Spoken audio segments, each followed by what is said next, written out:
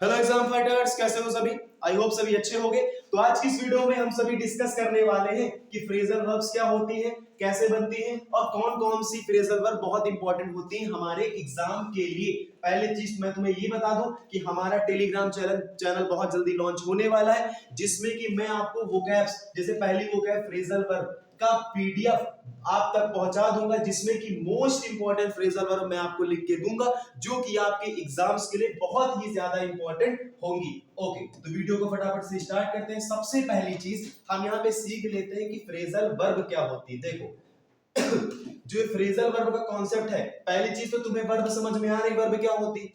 But ये जो आगे फ्रेजल लिखा हुआ है, ये क्या होता है। तो जो फ्रेजल वर्ड है ये बना है फ्रेज से। किससे बना है? फ्रेज। और फ्रेज का हिंदी में मतलब होता है वाक्यांश। क्या होता है? वाक्यांश। आप कहोगे सर वाक्यांश क्या है? वाक्यांश का मतलब किसी वाक्य का अंश, मींस की किसी भी सेंटेंस का छोटा भाग। इसको समझो। फ्रेज क्या होता है? Phrase a group of word होता है, मतलब कि कुछ वर्ड्स का एक ग्रुप होता है जो कि कंप्लीट सेंस नहीं देता है। सेंटेंस क्या होता है? A group of words which makes a complete sense. तो ये उसी का उल्टा हो जाएगा। ये फ्रेज जो होगा ग्रुप ऑफ वर्ड तो होगा, बट इसका कोई कंप्लीट सेंस नहीं निकलता है, इसी चीज को फ्रेज बोलते हैं। और जब कोई वर्ब एक फ्रेज की तरह रिएक्ट करे तो उसे फ्रेजल वर्ब बोलते हैं। अच्छा, फ्रेजल वर्ब बनती कैसे?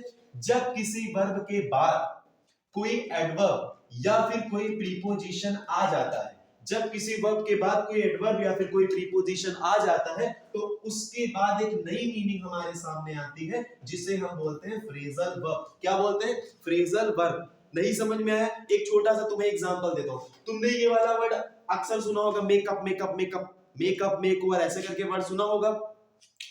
तो अगर तुम ध्यान से देखो तो जो मेकअप वर्ड लिखा हुआ है, मेक का मतलब क्या होता है? बनाना, क्रिएट करना किसी चीज को, ठीक है। और अप का मतलब क्या होता है? ऊपर, जो कि एक प्रीपोजिशन है। समझ रहे हो मेरी बात को?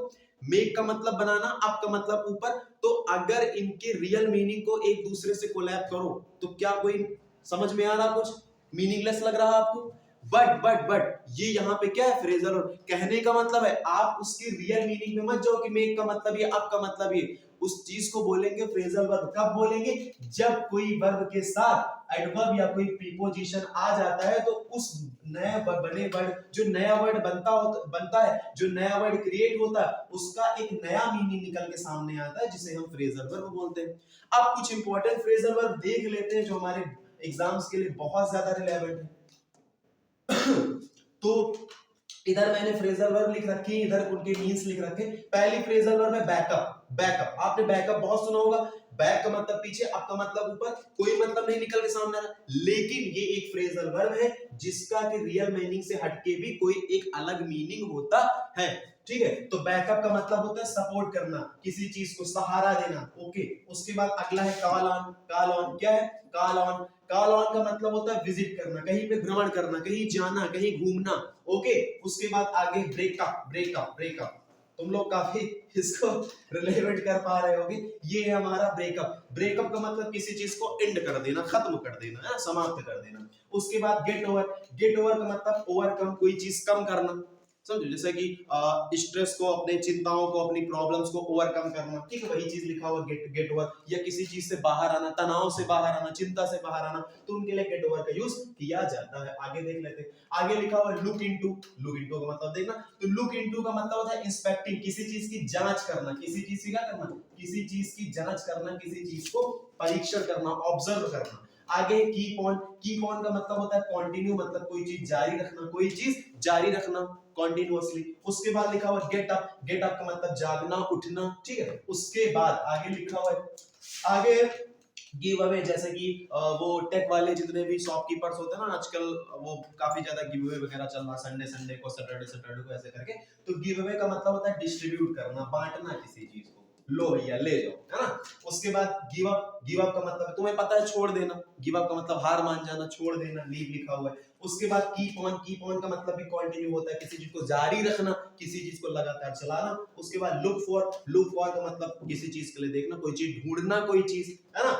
उसके बाद आगे लिखा हुआ है कीप अप। कीप अप का मतलब होता है मेंटेन रखना, बैलेंस, संतुलन बनाए रखना, बैलेंस करके रखना।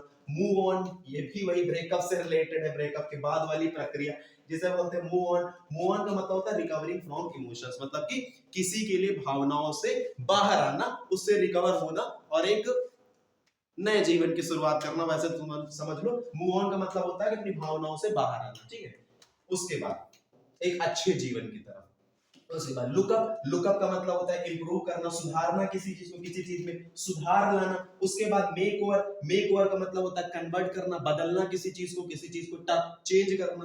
ओके, आगे लिखा हुआ है लास्ट में मेकअप, वही जो मैंने बताया था, क्रिएट समथिंग, किसी चीज को बनाना मतलब सजाना, सुशोभित करना। उसके बाद आगे लिखा हुआ है, आगे लिखा हुआ है नोट डाउन, नोट डाउन का मतलब लिखना किसी चीज को, है ना, नोट कर लेना। उसके बाद सेटअप, सेटअप का मतलब होता है इस्टेब्लिश, स्थापित करना, इस्टेब्लिश या स्थापित करना किसी चीज को, ठीक, क्या करना, किसी चीज को स्थापित करना, समझ गए थे ना। उसके बाद आगे लिखा हुआ है स्टैंड बाई, स्टैंड बाई का मतलब होता है टू रिमेन लॉयल, कहने का मतलब है लॉयल का मतलब तुम ऐसे समझ लो कि निस्वार्थ भाव से, वफादार, ठीक है, मतलब किसी के प्रति वफादार रहना, क्या रहना, किसी के प्रति वफादार रहना, उसे बोलते हैं टू रिमेन लॉयल और स्टैंड बाई। ओके, उसके बाद आगे अपने कॉन्सेप्ट में वापस आ जाते हैं। तो इस वीडियो में देखो, एक तो ये है ना कि फ्रेजल वर्ब का जो कॉन्सेप्ट होता है बहुत बड़ा है, क्योंकि अब जैसे ये फ्रेजल वर्ब, सिनोनिम एंटोनिम बहुत सारे हैं, उसी तरह फ्रेजल वर्ब भी बहुत सारी है। तो किसी नेक्स्ट वीडियो में मैं तुम्हें और भी ज्यादा फ्रेजल वर्ब डिस्कस करूंगा वीडियो में, क्योंकि वीडियो छोटी बनानी थी,